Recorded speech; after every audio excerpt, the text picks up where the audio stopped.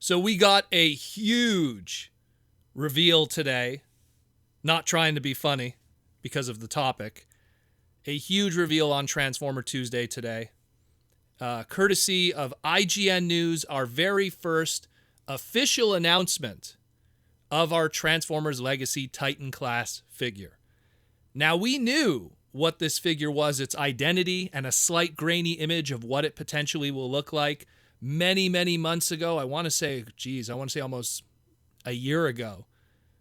And people didn't want to believe it. There was all kinds of rumors. Well, now today we finally have the official Hasbro images, everything that's going on, a pre-order date, a price, the engineering. It's all here today.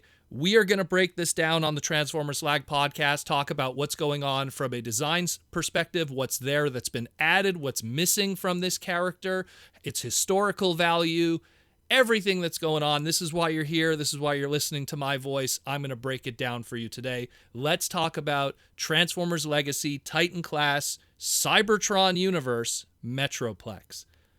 Now, the first thing let's talk about, the first most important thing let's talk about here is how big he is. So they say here he is 22 inches tall. Now, for perspective, I just want to give you guys perspective. He's 22 inches tall. Our last couple Titan classes that we've gotten, the Ark in robot mode, 19 inches tall, shorter. Scorponok, the Earthrise Titan class in robot mode, 21 inches, slightly shorter. Omega Supreme in robot mode, 2019's Siege, 19 inches. Now, you could argue 23 if you position his wings and stuff and that clears his head, but I'm talking head to toe. He's 19 inches. The past guys we've gotten have been smaller. But not only the past guys, the past practically almost every Titan class up to this point, with the exception of the inaugural Titan class in 2013 of Metroplex from Generations, and of course the 2016 retool into Fortress Maximus and Titan Returns. So technically, you got Unicron in robot mode, you got Metroplex and Fortress Maximus, and now you got this guy as your biggest Transformers. So that's some pretty hype stuff that they went with something that is very large considering how we've had a bit of a shrinking situation going on in our Titan class in the past couple of years. Scorponok had to be huge, though. I can't imagine if they would have shortchanged him again. But the point is that this Metroplex, he's going to be big. He's going to be very big.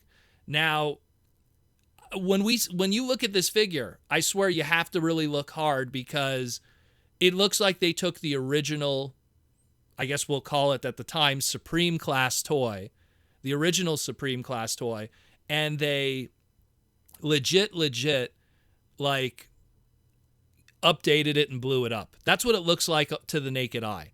All the fine details are there, all the veneering, all the surface details, even the accessories. It looks like they did that. Of course, that is not the case. There's a lot of new detail here. It's a brand new sculpt. It's absolutely fantastic.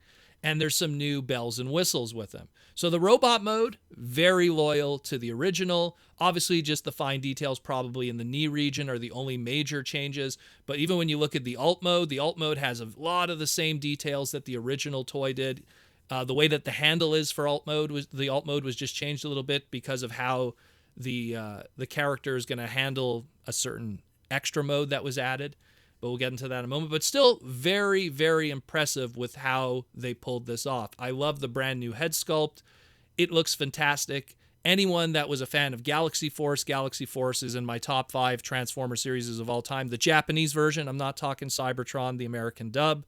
Galaxy Force was fantastic, and to get a Galaxy Force Titan class character, and now he's even larger and even more accurate in terms of scale, this is great. Reminder, the original Metroplex, or in this case Gigolo Convoy, when he was released in Japan, was released in Japan with a Legend scale Optimus Prime to give it a proper scale of sizing. And the Legend scale actually made its debut in Cybertron to kind of give these figures to have a world to play in with those giant figures. And we never really got a proper scaling because when you look at it, you had a leader class Optimus in the Cybertron line and stuff. So when you really put your normal Metroplex figure from Cybertron with everyone else. It just didn't fit in with scale unless you were messing with those legend scale. Now you got something that's a Titan class, and that works a lot better. He is huge, he is massive, and now we got a proper scaled Metroplex or Gigolo Convoy for your Galaxy Force fans. But let's talk about the extras here. Let's talk about the extras. So with the original toy and in the show shown very briefly, he had his robot mode, he had his alt mode, which was like a digger kind of thing, and then he also had his worker mode. Now, the worker mode was shown very briefly in the animation, and in the toy, it was only really shown in the instructions and stuff like that, which was like a shorter mode. There wasn't really much that could be said about it. Essentially, it was a mode that could make him a little shorter, probably for a way to communicate with the other Giant Planet characters and the regular cast of the show. That was probably the intent, and wasn't really utilized properly. Just a way to kind of make them to size for communication and to fit in the screen. Was never really utilized properly, and even is kind of a forgotten kind of design with the toy. What they did instead is, well, we're going to do the short man mode with this new one, but we're going to do something a little different. And we're not going to have the worker mode that just makes him short. We're going to have it that, yeah, he's going to be shorter. The legs are going to compress and fold down and stuff, but we're going to create what's called the welding mode. And instead, yeah, he's going to compress, he's going to be shorter, but instead he's going to have like an extra armor on his face that folds up, and he's going to have a welding mask and stuff. We're going to have different kinds of ways that everything plugs in. His weapon itself, that giant axe that's called the Spark Drinker, it's going to split in two, and the axe part will become like a buzzsaw on one hand and go over his hand, and the shovel on the other side will be kind of like, like a picking up hand and stuff, and it'll go over it, and he'll have some kind of crazy welding mode to make a little more sense of that worker mode that was kind of very boring back in the day and really was forgotten and not that important. So it's nice that they added a little something and grew the character and did something even better than what the original tried to do, because the original's idea was really, it kind of fell on its face. Now, what is missing, though, unfortunately? So there is no Minicon, so he does not come with drill bit, and there is no planet key. So he doesn't have some kind of force chip ignition, gimmick accessory thing going on here. So that is absent from this version. But aside from that, it is a very loyal attempt at the original toy. And I am absolutely surprised how well they did this. So it transforms in 52 steps. It has its excavator mode, its robot mode, and its welder mode. Looks pretty freaking awesome, if you ask me. I love it. I love it. I think it looks absolutely fantastic. I know a lot of people were really waiting for yet again another G1 Metroplex. But again, Legacy is all about doing stuff that's a little different. And they wanted to put in a Cybertron character, and here you go. The Cybertron character is going to be your Titan class. I understand that Metroplex, it's the original G1. It's been a while. It's been since 2013 that we really had that version. Technically 2014 with some reissues and Japanese releases and stuff. But yeah, 2013. It's been almost 10 years now. I'm pretty sure they'll get back to that character at some point, and it will be a Titan class again. Maybe maybe sooner than we think in a lot of ways. If anything, maybe they could use this as a platform in order to do repainting and retooling to make a Metroplex out of it, a G1 flavored one. It would obviously require a lot of that, but it's a possibility. Because really, the reality is, when you look at this character, what do you repaint or retool him into? There isn't much. Even historically with that mold, the original mold, it had a gold repaint, and that's about it. And that gold repaint was just some lucky draw thing. So it really, at the end of the day, this is something where there's going to have to be some kind of major retooling or planning involved with this to do something else with this mold. Otherwise, you kind of end with it in a lot of ways. And they don't want to have to do that.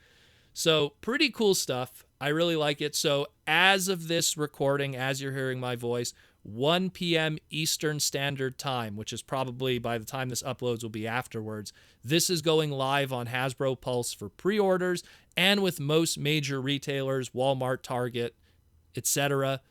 $199.99. The Titan class is going up a little bit in price. But that is what I've talked about in the past when it comes to inflation that was going to be happening, rolling out as of April 1st. So it is what it is. I like it. I think it looks fantastic. I'm hyped about it. and I'm really curious to see what they do with that mold afterwards.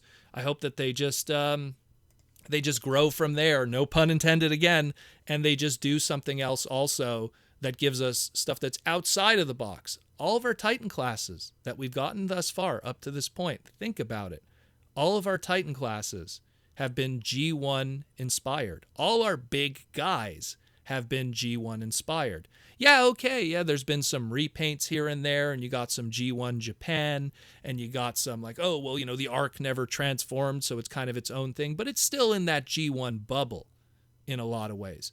So it's really nice to see something that's outside of that. Yeah, sure, it's not Beast Wars that maybe some people would have favored to have, or maybe something from Animated, like let's say an Omega Supreme from Transformers Animated, but I'm sure that will all come at some point.